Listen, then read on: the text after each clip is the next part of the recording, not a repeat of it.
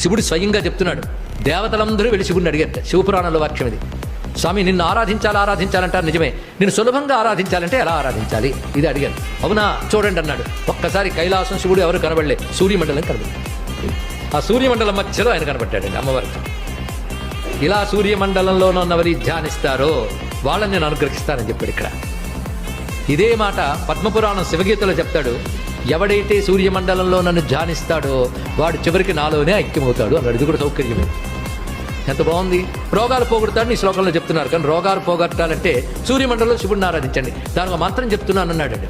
నమశివాయ సాంబాయ సగణాయ ఆదిహేతవే రుద్రాయ విష్ణవే తుభ్యం బ్రహ్మణే సూర్యమూర్తయే. అందామా? నమశివాయ సాంబాయ